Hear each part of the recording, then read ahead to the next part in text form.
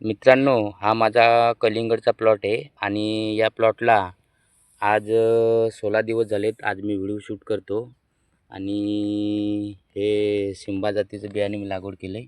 रोपं बघू शकता तुम्ही, एकदम किती हिरवीगार आणि मस्त रुबाबदार आहेत.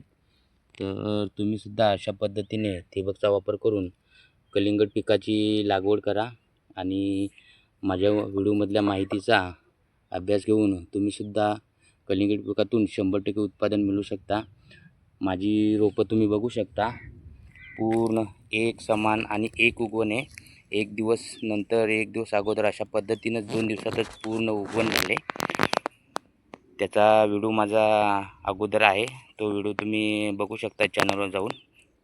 रोपांची उगवण 100% कशी करायची त्याच्याबद्दल आज मी तुम्हाला या व्हिडिओमध्ये रोपं आपली 15 दिवसांची झाल्यानंतर आपण आपल्या पिकावर कोणती फवारणी करू शकतो याची माहिती देतो का त्या आपल्या पिकाचा एकदम सुदृढ रोपंही राहतील. आणि त्याच्यासाठी तुम्ही या व्हिडिओमध्ये जी माहिती देतो त्या माहितीचा वापर तुम्ही पहिल्या फवारणीसाठी, कलिंगड पिकाच्या फवारणीसाठी त्याचा वापर करा. ही रोपं बघू शकता माझी, मी याच्यावर काल फवारणी केलेली आहे आणि त्याच्यावर कीटक नाही. आता काल थोडी रोपं कमजोर होती कारण फवारणी नव्हती त्याच्यावर. पांढरी माशी, थ्रिप्स, कीड तर नाही आहे त्याच्यावर. तर तुम्ही हे डिस्प्लेवर बघू शकता, हे रोगोर आहे आणि याच्यामध्ये 30% डायमोथेट हा घटक आहे आणि हा कॉन्टॅक्ट आणि अंतरपाई अशा दोन्ही पद्धतीने काम करतो. तर तुम्ही तुमच्या कलिंगड पिकावर या औषधाची फवारणी करा. याचे रिझल्ट एकदम जबरदस्त आहेत आणि हे फार पूर्वीपासून, जुन्यापासून औषध आहे.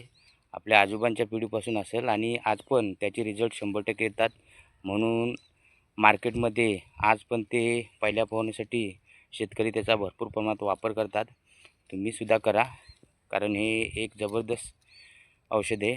याच्यामध्ये तुम्हाला सांगतो की हे एखाद्या टॉनिकप्रमाणे पण काम करतं आहे. तुम्ही जेव्हा रोपांना मारता तेव्हा रोपाला हिरवल येते. 2 दिवसातच तुम्हाला त्याचा रिझल्ट दिसून येतो. त्याच्यानंतर हे किडीवर काम करतं आहे, माव्यावर काम करतं आहे, थ्रिप्सवर काम करतं आहे, पांढरी माशी आणि तुडतुडे अशा सर्व कीटकांवर याचा 100% रिझल्ट आहे. परंतु हे 15 दिवसापर्यंत रिझल्ट देतं आहे आणि पहिल्या फवारणीमध्ये याचा तुम्ही हमखास वापर करा.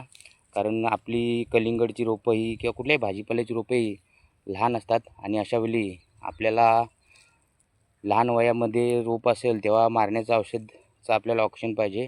कारण आपण रोपांना हार्ड औषध जर मारलं तर आपल्या रोपांना त्याचा त्रास होईल. त्या रोपांना, आपली रोपांची पानंही पिवळी पडू शकतात आणि रोपाची पानं करपू शकतात. त्याच्यामुळं तुम्ही पहिल्या फवारणीसाठी रोगर या औषधाचीच फवारणी करा आणि त्याच्यापासून आपल्या रोपांना कुठल्याही प्रकारे इजा होत नाही. आणि आपण जर हार्ड औषध मारलं तर आपले रोप हे लहान असते आणि त्याच्यामुळं आपल्या रोपांची पाने ही पिवळी पडू शकतात.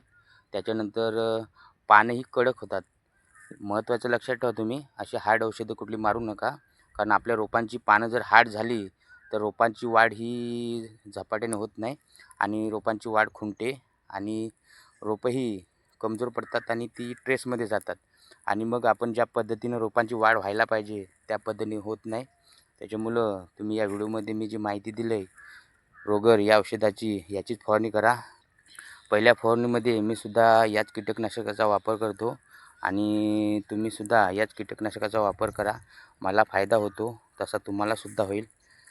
धन्यवाद मित्रांनो. माझा व्हिडिओ तुम्हाला आवडला असेल तर माझ्या चॅनलला सबस्क्राईब करा, माझ्या व्हिडिओला लाईक करा आणि व्हिडिओ इतर लोकांना शेअर करा. अशीच नवनवीन माहिती माझ्या चॅनलवर येत असते, त्याच्यामुळं माझ्या चॅनलला तुम्ही सबस्क्राईब करा. धन्यवाद. भेटू पुढच्या व्हिडिओमध्ये अशीच नवीन माहिती घेऊन.